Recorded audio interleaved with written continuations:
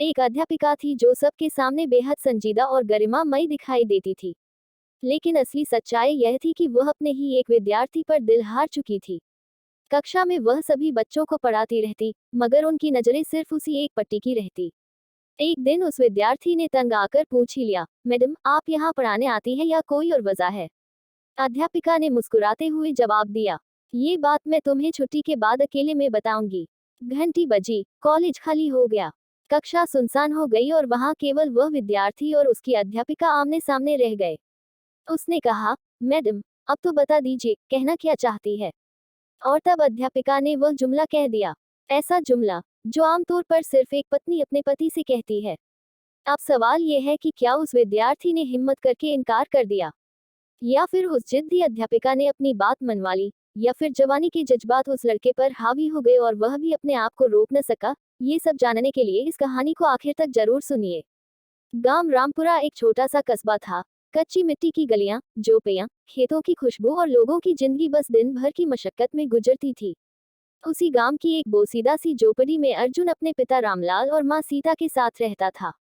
गरीबी उनके घर की स्थायी मेहमान थी, लेकिन दिलों में एक सपना था कि अर्जुन पढ़ लिख कर अपनी जिंदगी बदले और माँ बाप को सुकून दे। रामलाल दिन भर मजदूरी करता, कभी ईंटों के भट्ठे पर काम मिल जाता, तो कभी खेतों में हल चलाता। सूरज डूबने तक पसीना उसके जिस्म से बहता रहता, मगर शाम को जब वह थका हारा घर लौटता, तो बेटे के चेहरे पर किताबों में डूबा हुआ शौकन देखकर उसकी थकन जैसे उतर जाती।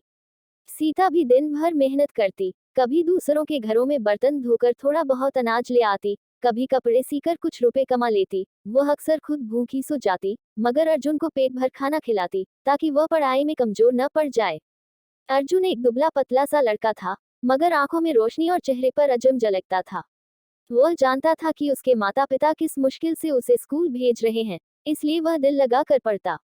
सुबह सवेरे नंगे पांव स्कूल पहुंचता, कभी कॉपी ना होती तो पुराने कागज पर लिख लेता, कभी कलम टूट जाती तो कोयला उठाकर ही सवाल हल करता। स्कूल के आंगन में पुराने पेड़ के नीचे बैठकर किताबों का अध्ययन करना उसकी आदत थी। दूसरे बच्चे खेल कूद में मग्न रहते, मगर अर्जुन को खेल से ज्यादा किताबों में दिलचस्पी थी। अध्यापक भी उसकी मेहनत देखकर हैरान होते। वो हर सबक समझने की जिद करता, सवाल पूछता और शाम को चिराग की धुंधली रोशनी में घंटों बैठकर पढ़ता। गांव वाले कभी तारीफ करते कि यह लड़का बड़ा होकर जरूर नाम रोशन करेगा, और कभी तंज कसते कि गरीब का बच्चा पढ़ लिख कर क्या कर लेगा, मजदूर का बेटा मजदूर ही बनेगा। लेकिन अर्जुन किसी की बात पर कान न धरता। उसके दिल में एक ही जज्बा था कि उसे पढ़ लिख कर अपने माता पिता को इस करब से निकालना है। साल का इम्तिहान आया तो उसने दिन रात एक कर दिया। रातों को चिराग जलाकर पढ़ता, कभी चांदनी में खुले आंगन में बैठकर सवाल दोहराता और कभी स्कूल की पुरानी लाइब्रेरी में किताबों के ढेर खंगालता। इम्तिहान के दिन उसने हिम्मत और एतमाद से पर्चे हल किए। नतीजा जब आया तो पूरे स्कूल में खुशी की लहर दौड़ गई। अर्जुन ने न सिर्फ अपनी क्लास बल्कि पूरे स्कूल में टॉप किया था। हेड मास्टर ने सबके सामने उसका नाम पुकारा और सब बच्चों ने तालियां बजाकर उसकी मेहनत को सराहा।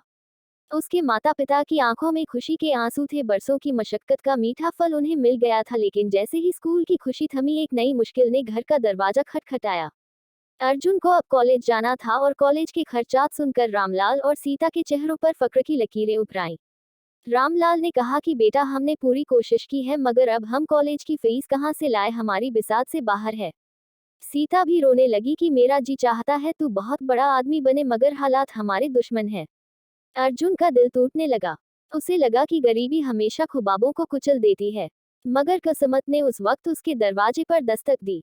स्कूल के हेड मास्टर ने बताया कि हुकूमत की तरफ से स्कॉलरशिप का एक प्रोग्राम है जिसमें टॉप करने वाले तलबा को वजीफा मिल सकता है। ये खबर सुनकर जैसे घर में रोशनी फैल गई।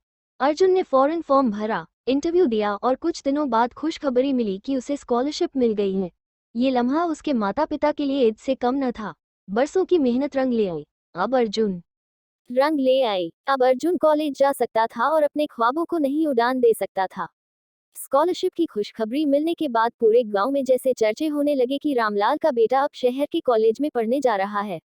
वह दिन अर्जुन के लिए जिंदगी का नया मोड़ था, जब वह एक पुराना सा बैग कंधे पर डाले, माँ के हाथ का बांधा हुआ खाने का पोटला साथ लिए और पिता की दुआओं के साय में पहली बार शहर के लिए रवाना हुआ। गाड़ी के झटकों के साथ उसका दिल। वह सोच रहा था कि न जाने शहर की दुनिया कैसी होगी। क्या वह अपने सपनों को वहां पूरा कर सकेगा या गरीबी का साया फिर उसके पीछे चलाएगा। कॉलेज की इमारत उसके सामने एक सपने की तरह खड़ी थी। ऊंची दीवारें, विशाल कमरे, साफ सुथरी यूनिफॉर्म में छात्र और हर तरफ एक नया रंग रूप।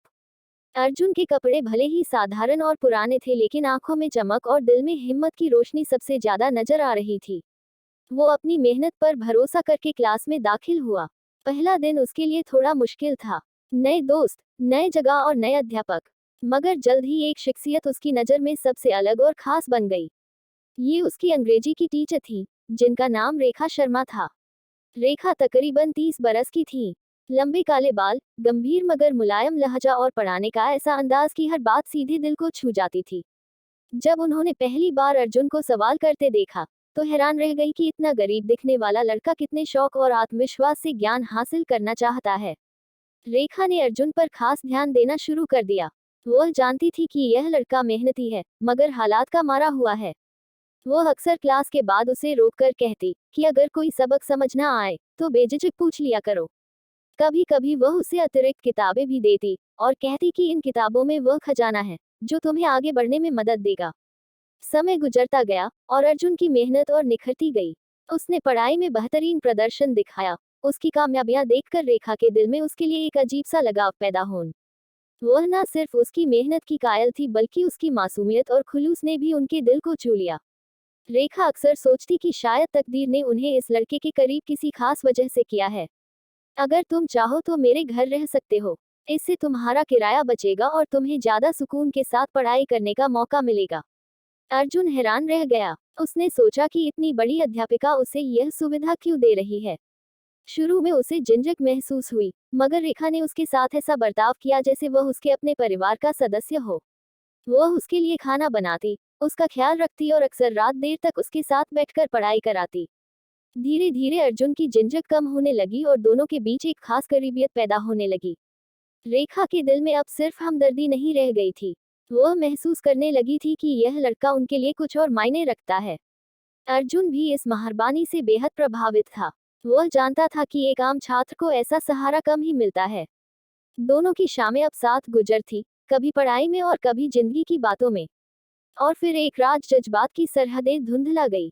अर्जुन और रेखा एक दूसरे के इतने करीब आ गए कि न समय का होश रहा न फौसले का।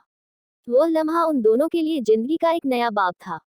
रेखा ने पहली बार अपनी मोहब्बत को अल्फाज के बिना महसूस करवाया और अर्जुन ने पहली बार जाना कि उसके दिल के खालीपन को कोई भर सकता है। वक्त गुजरता गया और रेखा और अर्जुन की करीबियत और गहरी होने लगी। दोनों अब एक दूसरे के बिना शाम और रात का तस्वुर भी नहीं कर सकते थे। पढ़ाई के बहाने साथ बैठना, खाना बांटना, जिंदगी के ख्वाबों पर बात करना और फिर रात के सन्नाटे में एक दूसरे के करीब आ जाना उनकी आदत बन चुकी थी।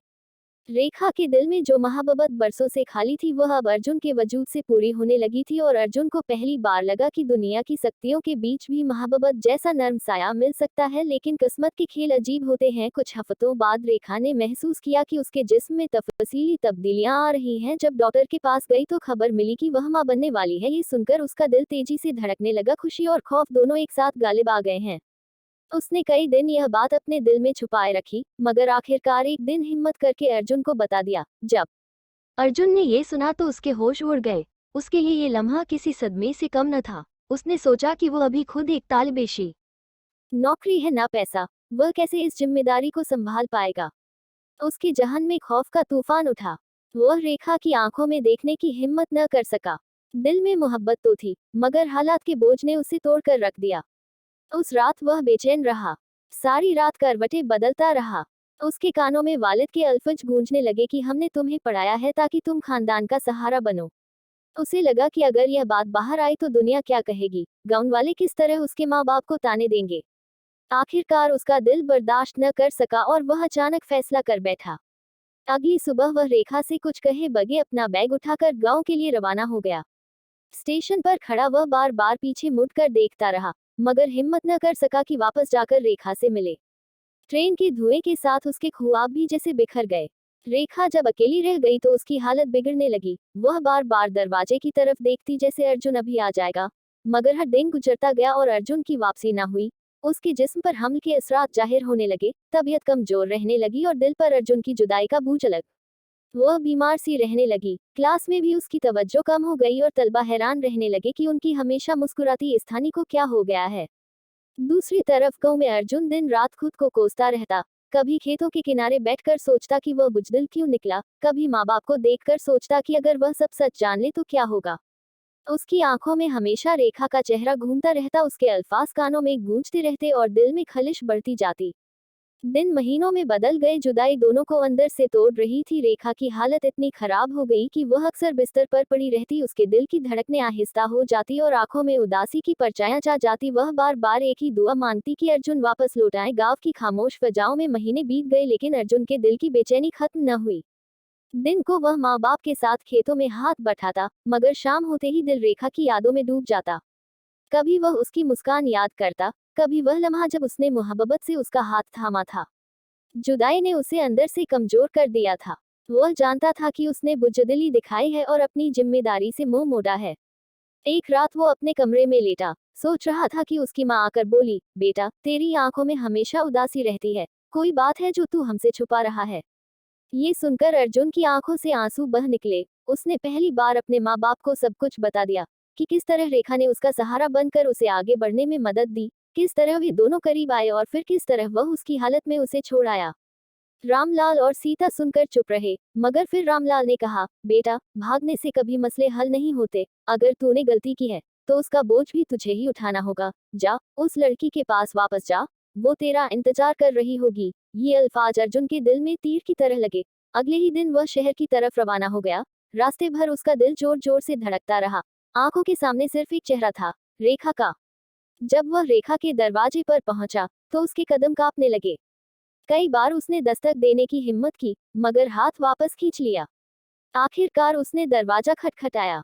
दरवाजा खुला और रेखा सामने खड़ी थी।